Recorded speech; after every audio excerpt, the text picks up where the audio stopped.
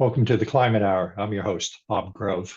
Today, we're going to talk about connections between humans and the natural world. And I'm not talking about the connections between human activities and greenhouse gas emissions, or the connections between man-made forever chemicals and environmental degradation, or even the connections between human overconsumerism and the mountains of trash in nature's fields and oceans. We're not going to talk about how nature's connections to humans degrade the natural world. We're going to talk about how our connections to the natural world can physically heal us. We're joined today on Zoom by Florence Williams, science journalist and author of The Nature Fix, Why Nature Makes Us Happier, Healthier, and More Creative. Florence is a Yale alumni and founder of the Yale Student Environmental Coalitions. She's a contributing editor at Outside Magazine and a freelance writer for the New York Times, National Geographic, Slate, Mother Jones, and many other publications. And she's a fellow at the Center for Humans and Nature and a visiting scholar at George Washington University in Washington, D.C.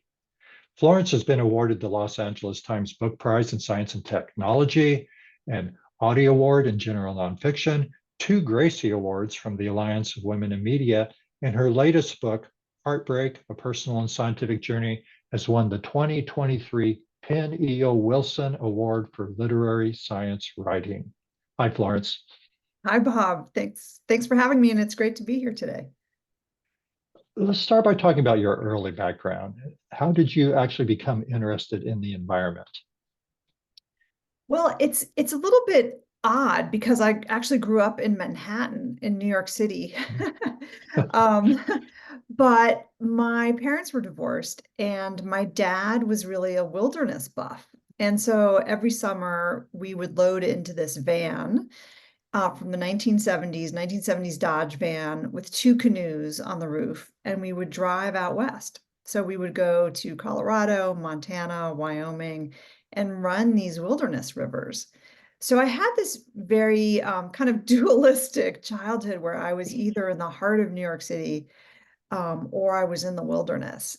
And I think for a while that sort of confused me. I kind of felt like you had to be one or the other.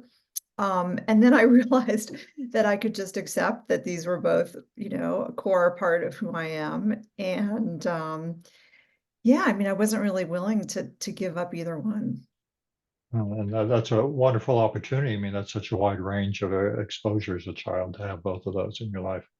You ended up going to Yale and you founded the Yale Student Environmental Coalition in what I think that was the late 80s, 1980s. Can you tell us about that? What was happening then? Yeah, I did. There was just this kind of dawning recognition a little bit of what we called global warming then. There was certainly a lot of recognition about pollution, about a lack of, for example, dumpster space, and where do we put our human waste? That was kind of a big topic. Emerging kind of pesticides and knowledge about chemicals and the problems that those were causing. And yet the Yale campus did not at that time have an environmental studies program for undergraduates. It was kind of just being talked about. And there were a lot of students who were interested in these topics. And so we got together and we formed this coalition where we brought in speakers. We started a recycling program. We did energy audits for the campus. And I actually started a campus newspaper to talk about environmental issues. I had been interested in journalism even in high school. I was the editor of the school paper, and that led me to an internship at this wonderful publication called High Country News, based in Colorado, but which covers 10 Western states with environmental journalism. And then after college, I got hired by them.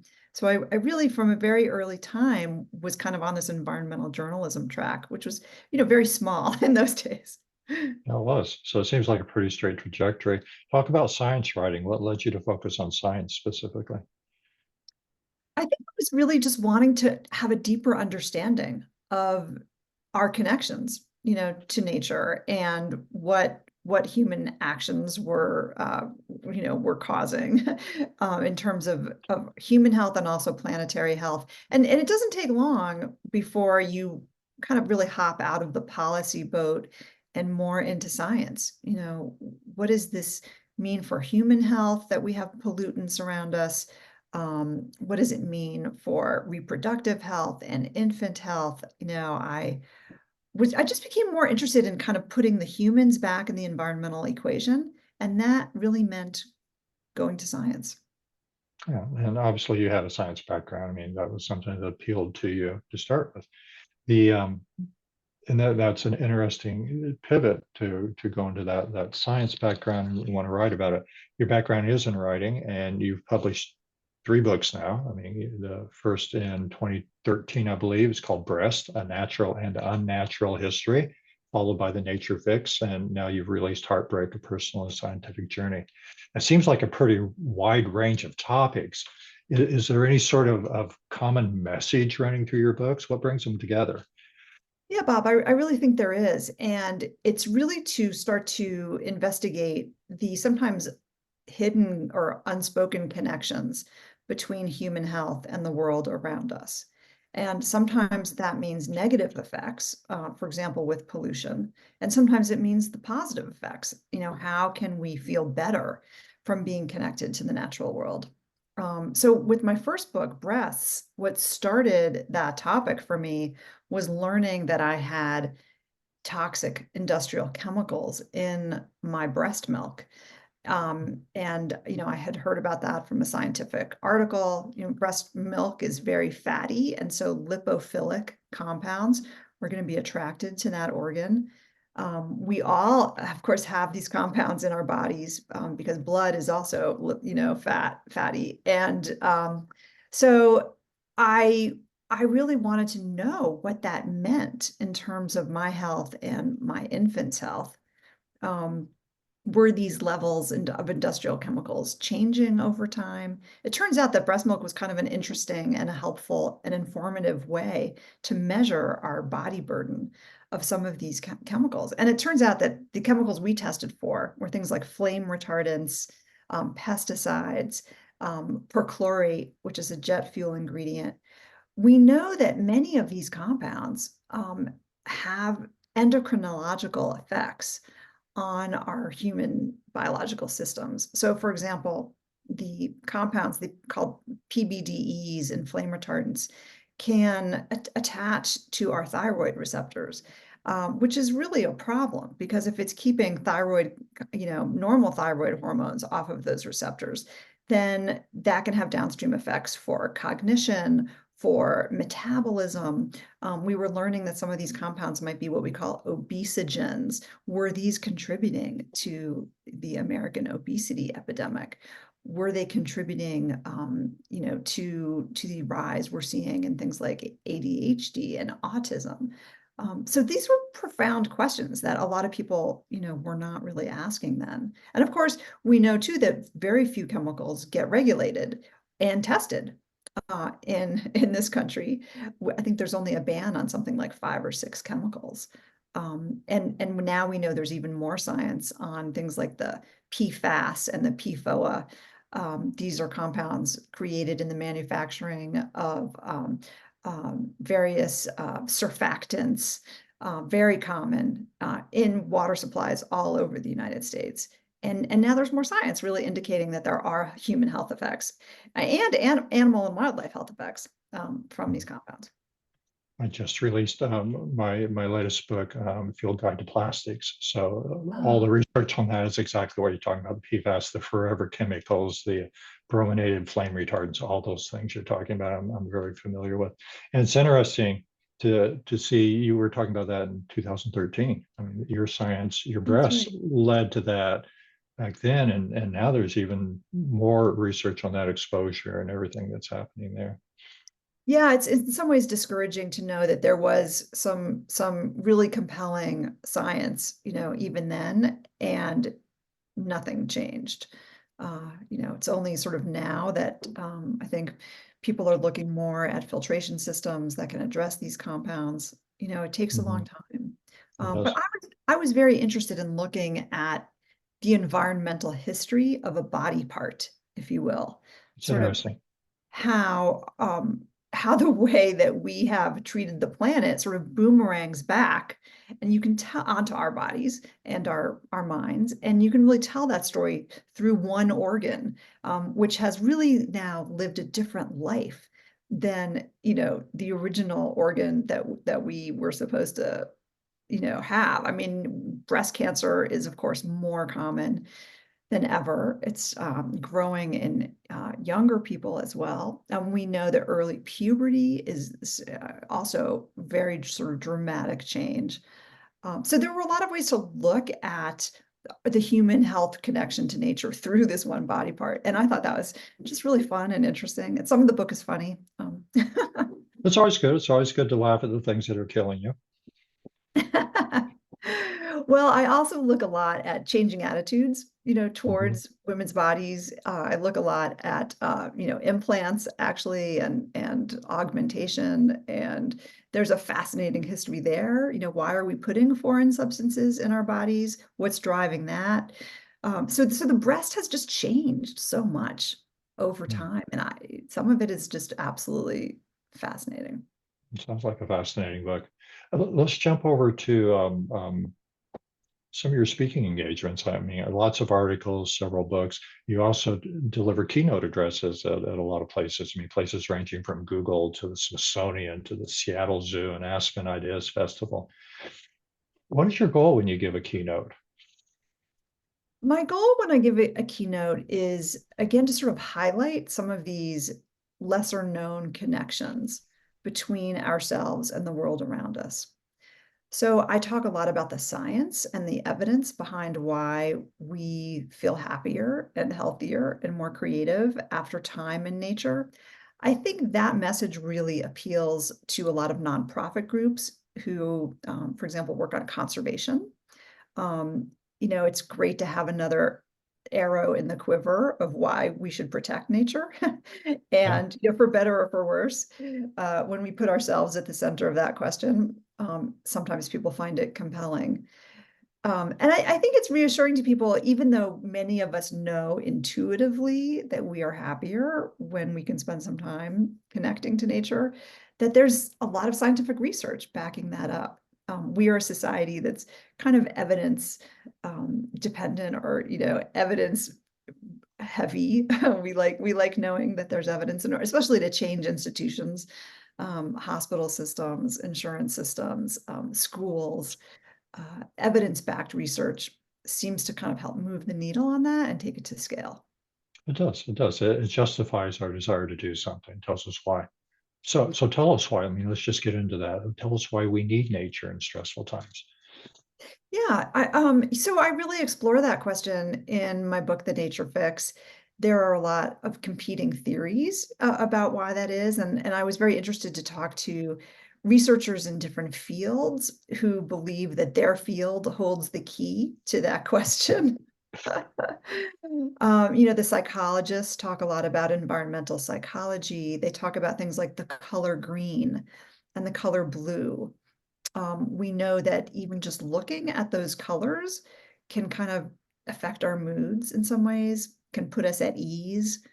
And there are a lot of laboratory studies that show this. There's something about the color green that reassures us, that we can maybe find food, that we can find what we need to survive. And especially if we are looking at a scene that has, what psychologists refer to as prospect and refuge. So, a hilltop where we can look out and see what's coming, but where we can also find some safety. That prospect and refuge idea, that's sort of the sweet spot of well-being for our moods. And if you think about it, a lot of golf courses, right, really embody that, that kind of aesthetic. There are physicists I talk to who love talking about fractal patterns, that these are patterns that repeat at scale. They seem to also shift our kind of brainwave patterns in our own brain and our own brains. And so when we're looking at fractal patterns found in nature, for example, coastlines or clouds, certain forests where you have certain angles that are repeated through the leaf, and then the twig, and then the tree, and then the forest, where there's sort of not too much chaos, but also not too much empty space. Our brains also just seem in a sweet spot of engagement, with some of these. The fractal pattern thing, I think, is really fascinating. Yes, it is. If So I've you heard you say that just a 5 minute walk through a forest will change your brain and body. What kind of changes are you talking about? This is something I first learned while looking at the research into a practice called forest bathing, which was Mhm. really started in Japan. They call it Shinrin-yoku. The idea with forest bathing is that you are sometimes led by a guide who may cue you just to engage and open your senses. So, sometimes when we're going for a walk through a park, we're still thinking about our to-do list, or we're thinking about what's for dinner, or the last phone call we had. Maybe we're even listening to a podcast or something. But we know from these studies that there's actually a shortcut to restoration when we open our senses. So when you're forest bathing, your guide may tell you to close your eyes and to stand still, take some deep breaths, and then what are you noticing? What are you hearing? What are you smelling? What other of your senses are opening up when your eyes are closed? And then, we know that from doing this, even after 5 or 10 minutes, our heart rates kind of slow down, our respiration slows, our cortisol levels, which are a real-time measure of stress, drop 16%. So we seem to be shifting into a different nervous state physiology. That's one more of kind of that rest and digest, and less of the fight or flight that so many of us are kind of, on the edge of as we move through modern life. So, I mean, obviously, it's lowering our stress. It's just more peaceful environment, the greens, the colors, and such. But I also read that there's some hard changes. I mean, the smell of pine trees strengthening our immune system, or the fact that the birds increase our alpha brain waves, things like that. I mean, good things. But I'm curious, I mean, how do these changes work? I mean, what's the science behind those kind of really physiological changes?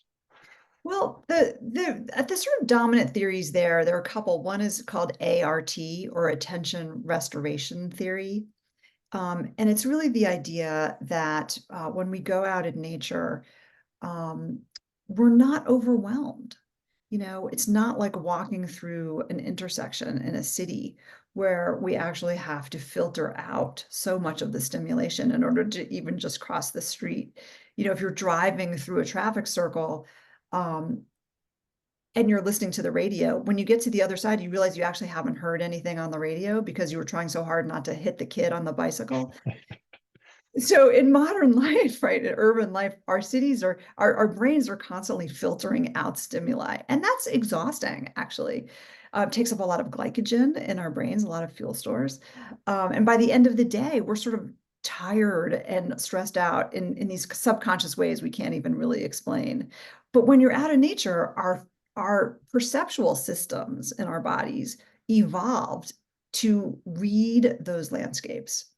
We can look at a meadow and a lake and be able to sort of understand it. We don't actually have to filter any of it out. And so just that alone can help shift our nervous system, make us feel calmer. So that's part of attention restoration theory. It's kind of not overwhelming and it's not underwhelming. It's just a very comfortable place to be if you're in a pleasant nature space. And then there's one called the stress reduction theory.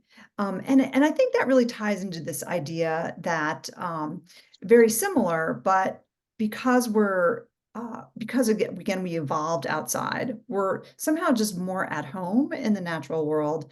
Our stress physiology changes, and then we're able to sort of better appreciate and take in the scents and the smells of where we are. So there's a little bit of a shift in timing there, but I think they both really point to, again, this reducing of stress, this mediating of stress. And if you think about it, we really evolved in environments that helped us recover from the stresses of being human. Life has always been stressful. It is natural to be stressed out. It's how we are so good at surviving. We look for fear. We listen to our fear. We have a negativity bias that helps us, avoid scary things. All this makes sense, but we also used to live under the open sky. So we saw the Milky Way every night. We saw the full moon. We saw the sunset. We sometimes came face to face with other creatures, in a positive way. We danced and sang around a campfire. We had these sort of like regular ways to recover from stress that really we don't have anymore. And so that may be one of the reasons that we are sort of living these lives that are accumulated stress, that we also see in our cells why we have so many chronic inflammatory diseases, partly because we're just not recovering from the stress in the ways we need to be. You mentioned the Milky Way, like you, I grew up in an urban area, Kansas City, and I'd never actually seen the Milky Way until I was in college and was on a road trip through the Colorado mountains in the middle of the night. Wow. Really, the first time that thing hit me, and that was such a moving experience. Wow. How much time? Let's talk about time. I know Finnish researchers have reported that we need a minimum of 5 hours a month in nature to be happy. Is 5 hours a good target, or should it be more? Yeah, so this is the dose question. And I Yeah. often get asked this. I think it's really fascinating. People are like, well, if nature is good for our nervous system, good for our brains, good for our creativity, how much do we need? And scientists are trying to answer this question, especially in some countries. In Finland, they came up with this 5 hours a month. And this was really based on preventing depression. So there's sort of a specific outcome they were looking at, because, like a lot of industrial countries, rates of depression hugely increasing, and anxiety. And they were finding that people did really well with this 5 hours a month, which is basically achieved by going into even city parks. They looked at urban nature as well, one to two times a week for about 30 or 40 minutes each time. That seemed to really help people just kind of stay on an even keel in their emotional lives. But the UK did sort of similar work trying to come up with a number, and they found that people really needed 2 hours a week of nature time. So that's 8 hours a month. So I don't know if it's just if you lived in the UK, life was more stressful. And by the way, both of these studies were before the pandemic. But what they did in the UK was they looked at public health data, for tens of thousands of people. So they were looking at physical health, but also mental health, and then overlaying that with sort of questionnaires of how much time they spent outside, and found that if people spent a lot over 2 hours a week, it wasn't necessarily a greater boost to their mental and physical health. That there was something really about this 2 hours a week that was the sweet spot. I think though that, we're individuals, and there are going to be times in our lives when we need a little more. There are going to be times in our week when we need a little more. So we're not very good as individuals at, I think, looking internally and asking ourselves how we feel, how our bodies feel, how our stress levels feel. I really encourage people to do that. What do you need today? Make note of how good it feels for you to be in a particular nature space. And it may be that the ocean doesn't do it for you. It's too much, open space. Or it may be that a forest makes you feel claustrophobic, also doesn't do it for you. So when you are out in nature, first pay attention to what kinds of nature elements, sing to you personally. And then knowing that and armed with that information, how do you feel today? And what do you need today? What do you need this week? What do you need in this phase of your life? Exactly. So I'm hearing half an hour blocks, 2 hours a week, 5 hours a month, different studies. What about shorter interactions with the natural world? I mean, a 5-minute walk or whatever, can they benefit us? Yeah, absolutely. We know that there's different evidence at different points along the dose curve. So we even know that sometimes looking at a photograph of nature can help provide a little microdose, little microdose of awe or a little microdose of restoration. There have been studies showing that people perform better on cognitive tests if they're able to look out a window at a tree, for even like a microsecond, not even a full second, but just glancing out your window at a tree and then coming back to the task at hand can help you perform better. We know that listening to birdsong in the background, if you're inside your apartment, can help calm you down, can help make you also more alert cognitively. So there is a vast spectrum of dosages, and they all seem to have benefits. You mentioned pictures, which brings up the idea of the ocean or forest wallpaper on your computer or the poster Yes. hanging on your wall. I'm guessing those also have a micro effect along these lines. They do. We know that some, dentist offices will put picture posters of nature on the ceiling so that when you're lying back in the dental chair, you can have this little dose of something calming to look We'll at. take whatever we can get in the We'll dentist take office. whatever we can get. Hmm. You're listening to the Climate Hour. I'm your host, Bob Grove. We're speaking with Florence Williams about connections between humans and the natural world. You used the word awe a little while ago, and I know you've talked about nature and awe. That's AWE, nature and awe as powerful antidotes. Tell us what awe is. What do you mean by awe? Why is it powerful? Awe is considered an emotion. It's considered a positive emotion. And it was very understudied until about the 1960s, 70s, and 80s. And I like to think that one of the starting points for this actually was when William Anders, the astronaut, took the first photo of the Earthrise from space.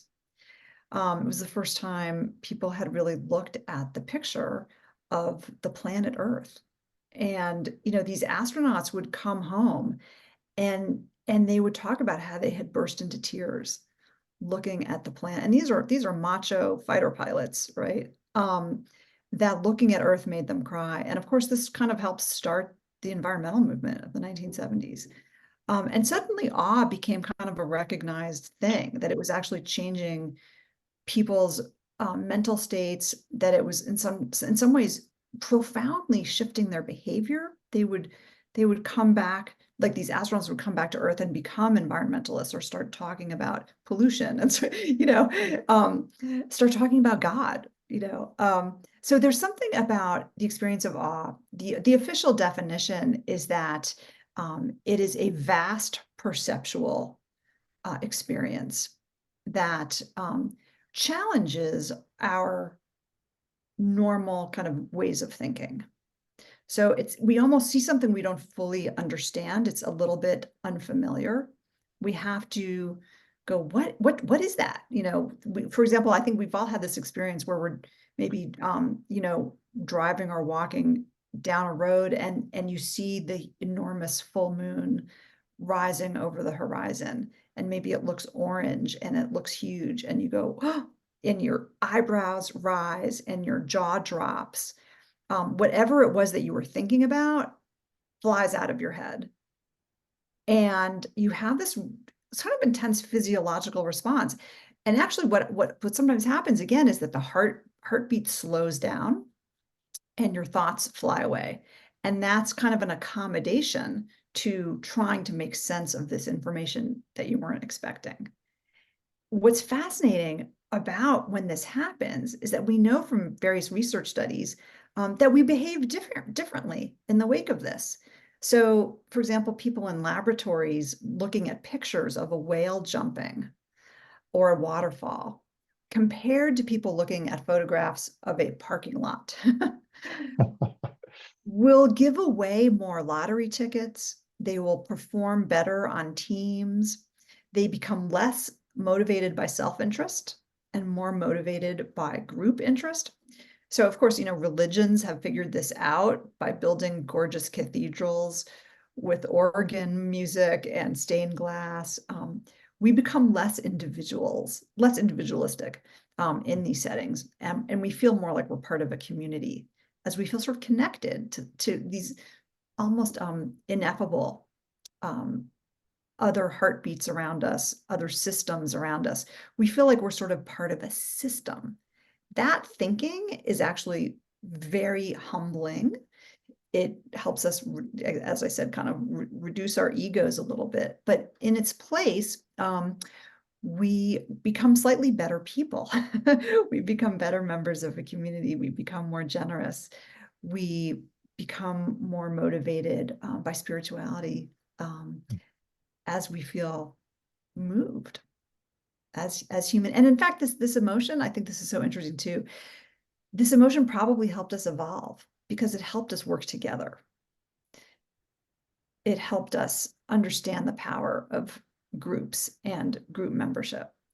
And it's a problem now that so many of us don't see the Milky Way and don't experience awe in the same way we used to. And I have to wonder if this deficit of awe in our lives is contributing to what we're seeing now in terms of increased conflict, increased polarization, distrust of one another. Maybe we need to really put awe back in our daily equation. Yeah, that's an interesting observation. Do you feel like, current issues, do you feel like we've become more disconnected from nature? We lost our ability to recharge ourselves with nature? Well, we know that's true. We know that we are now living in the middle of what I call the largest mass migration in human history, and it's the migration indoors. We know that kids are spending exponentially less time outside than their parents did. Those parents spent exponentially less time than their parents did. So we now have 2 or 3 generations of disconnection from the natural world. We know that kids are spending 7 hours a day on average on screens, which is hard to believe. We know that they're getting less than 15 minutes of recess a day on average. This is taking a toll. It's changing kids, literally changing their eyeballs because they're not getting enough vitamin D on their retinas. So we're seeing increased levels of nearsightedness and myopia. We're seeing what can be considered diseases of being indoors, right? Metabolic disease, obesity, diabetes, anxiety, depression.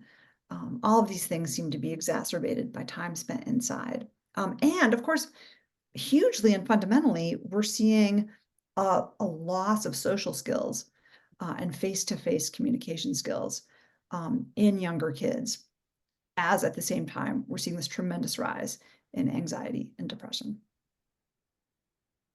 We seem to be migrating indoors, moving away from the natural environment. You talk about 15 minutes of recess, even that outdoors, it's still going to be an asphalt playground or something. So it's Yeah, not that's really right. true nature.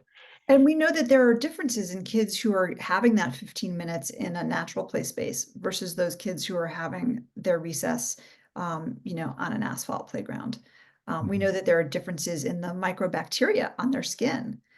We know that the kids who are in the urban playgrounds are having higher rates of asthma and allergies. It seems to be corresponding somehow to the microbacteria on their skin. So that's fascinating. Yeah. We know that Really, little girls are actually also getting more exercise when there's a nature play space. So there's a gender sort of aspect to these play spaces as well. earlier you were talking about the 1980s, how awareness of climate started. I think as early as the 80s, the scientists had identified the goal of limiting the planet's average temperature increase to 1.5 Celsius above pre-industrial levels. So that's kind of been a goal for us for a while now. But as of 2023, last year, October, just 2023, the average temperature increase was already at 1.45 degrees Celsius. I mean, we're there. So obviously we're going to blow past that goal. I wonder how this is going to affect nature. Do you think we're going to be moving toward more of an urbanized, curated nature experience? Well, I think as more of us move into cities, that is inevitable to some extent. We're going to see manufactured nature already in Singapore, which I visited for the Nature Fix.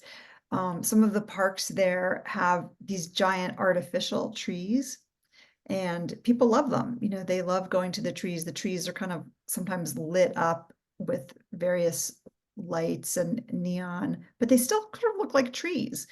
So we still have this affinity. We know that kids, for example, also love their stuffed animals, right? We're able to sometimes pivot our affiliation and our affection for the natural world on things that are a little bit more artificial when we need to. But I also think that there's a drive to increase biodiversity in cities. I've been really gratified to see more, environmentally informed and nature informed engineering projects, for example.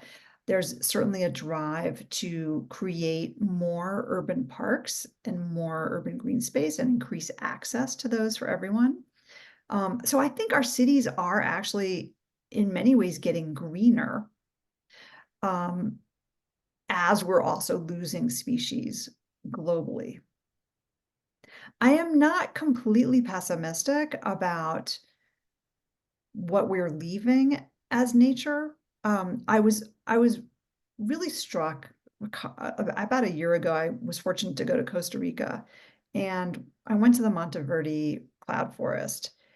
And it's really hard to go to a rainforest like that and feel cynical because there's still so much resilience in the natural world. There's so much life, there's so much biomass, so many birds, so many trees, so many plants. And I don't think enough young people kind of understand that nature is still thriving in many, many, many ways. Um, and I think it's very heartening to actually go into wilder spaces, experience the beauty that comes from seeing the diversity that's out there. So, it's a double-edged sword. There's less diversity, but seeing what's there can also be very uplifting, joyful, help connect us to nature in a deeply profound way that can then help us fight for what's left. You've talked about how connecting with nature improves our health physiologically, where we're talking about our mental state, our alpha brain waves, lowering our cortisol, our heart rate, all those great things. What about mental health, things like loneliness and grief? How does connecting with nature address those? It's really fascinating, some of the studies that have come out since the pandemic. Of course, we know there was pervasive loneliness during those lockdowns, especially in countries that had, really severe lockdowns where you really couldn't leave your house for a while. And the studies are showing that people who had views of green space from their windows, who had window boxes, or even balcony gardens, those people reported a significant reduction in loneliness just from having those plants around. There's something, again, I think about this awe, about this connection to other species, that can help us as individuals feel less lonely.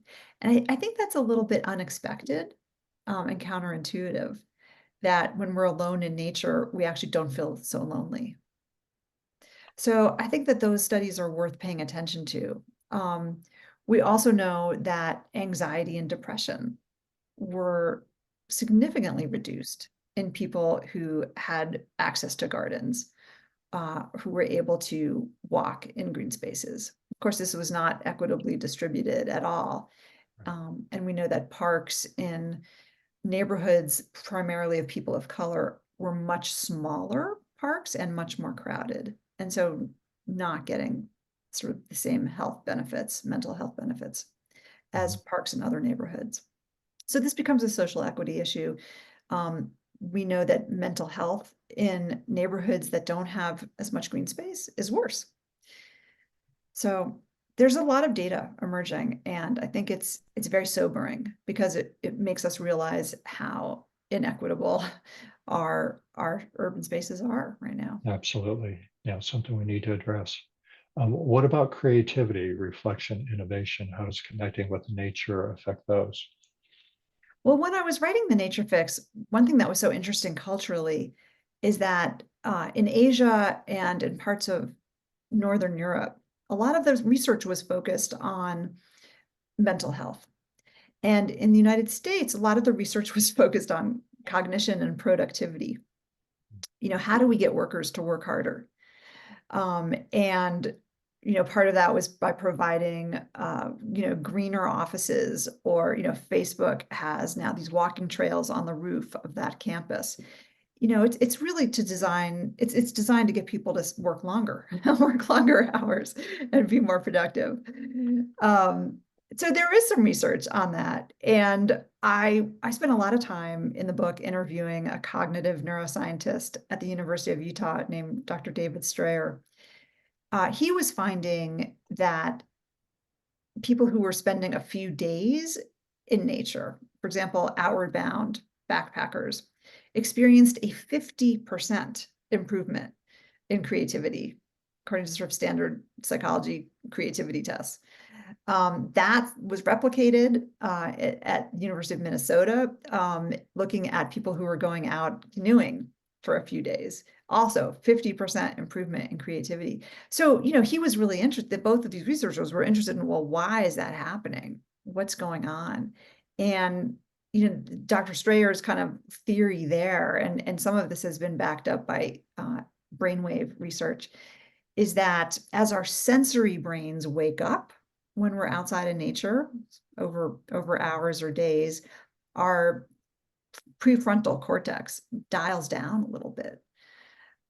We notice birds and we notice smells, and we notice things by day 3 that we weren't noticing on day 1. Our sort of animal brains kind of wake up. And when our thinking brains take a little bit of a break, then when we go back to the office or go back to these tests, it's almost like a muscle that has been rested. We come back a little bit stronger for a while. And I think this really speaks to the idea of restoration. Again, we need to recover from stress in order to get back in the fight, later in the day. Yeah, you've also said that connecting with nature strengthens our relationships. I think you kind of touched on that earlier. Can you tell us a little bit more about that, our relationships? I think some of it ties back to this idea of feeling a little bit less ego-driven when we are confronted with beauty, that we feel like we're just more connected. We're more connected to other people. We're more connected to the natural world. We know that people seem to bond very well in nature. It's one of the reasons why a lot of corporate retreats, go outside. When we experience things together in the natural world, we feel a little bit closer. I know that as a mom, when my kids were little, they would stop fighting when we went outside. Suddenly they'd start playing together or showing each other things, or, throwing rocks in the creek and doing this kind of parallel play that, instead of being antagonistic, became cooperative. So I think that's really fascinating too. I know for a while, there were attempts to create summer camps with both Palestinian kids and Israeli kids. And those camps were pretty, I think, promising. It would be nice to see that come back again someday. Yeah. We've been emphasizing the need for nature in stressful times. I'm curious, does our need for nature go away when we're not stressed? Oh, absolutely not. For example, just from our immune system standpoint, we want those killer T cells, we want better bacterial counts, we want more diversity of microbacteria. our health just seems to be maximized, whether we're stressed out or not, by access to nature. We want the creativity that comes from being outside. Sometimes we want the energy boost or the boost in focus or the boost in attention. These aren't necessarily stress mediated, although sometimes they can be.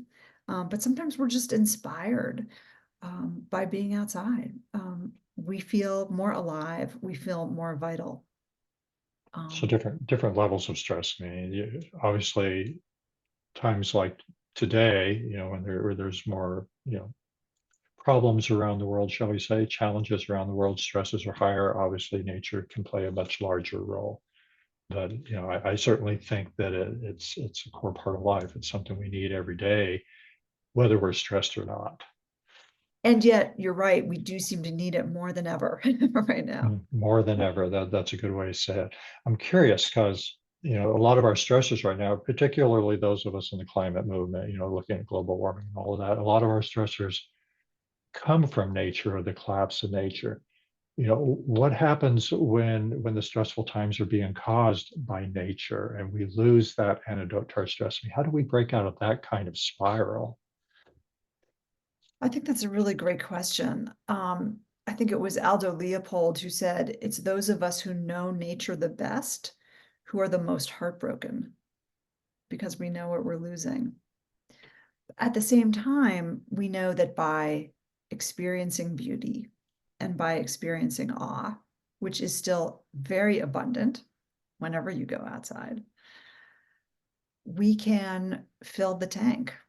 We can find some emotional restoration. We can find some antidote to our grief that helps us wake up in the morning and do it all over again.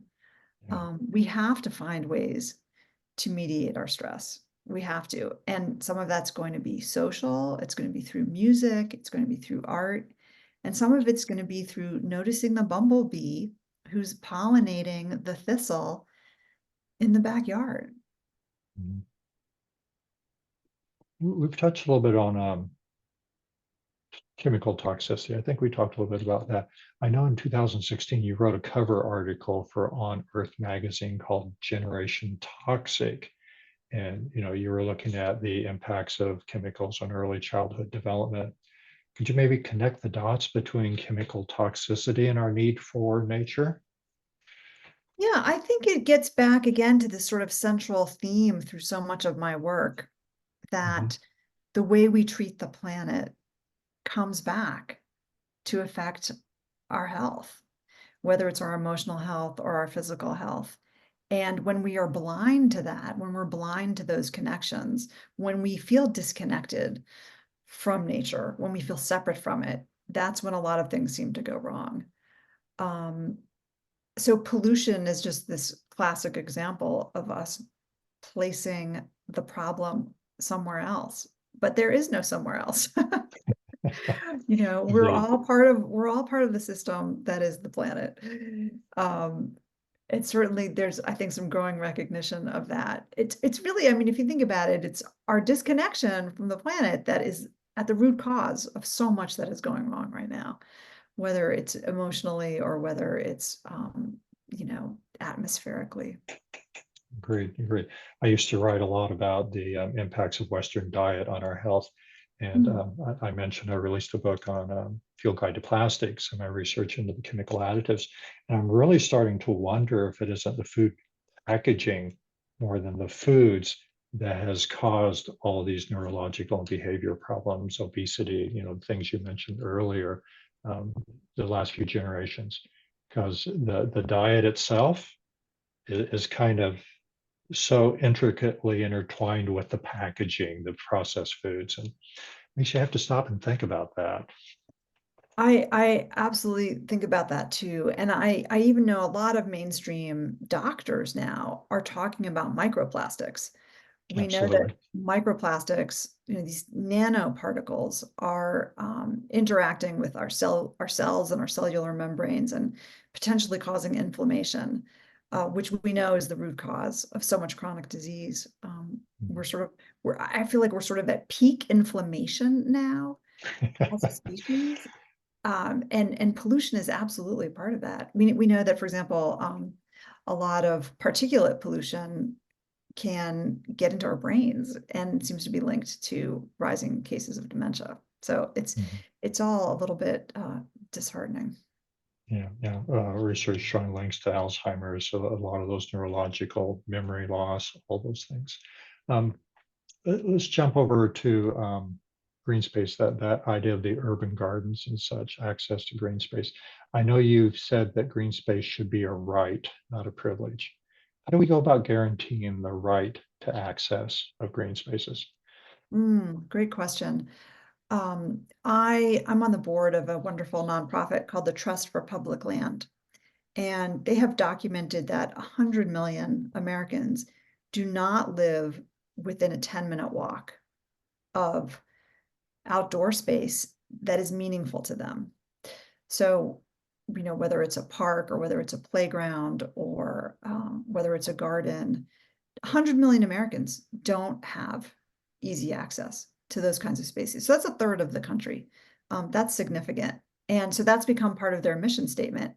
And they are documenting which cities have the best and most equitable access and which cities have the worst. And you can find your ranking of your city on the Park Score website. Mayors are taking note of this. They don't want a low score on those. So this access to green space and quality of green space is now becoming a metric by which cities are trying to improve their desirability, improve their livability. I think this is a wonderful development. It's not just about walkability now or economic development or real estate. It's actually, green space should be on the list of what makes a city livable.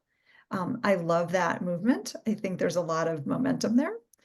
I think that's exciting. And I think that as parents and as citizens and as residents, we need to make our voices heard and insist on better parks, better quality parks, more of them.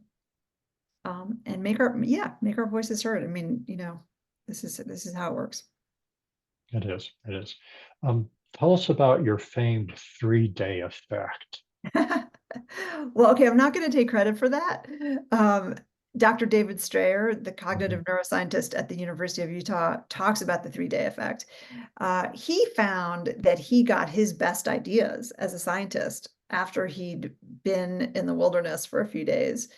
And so he started studying it. He ran these pilot studies on the outward bound backpackers.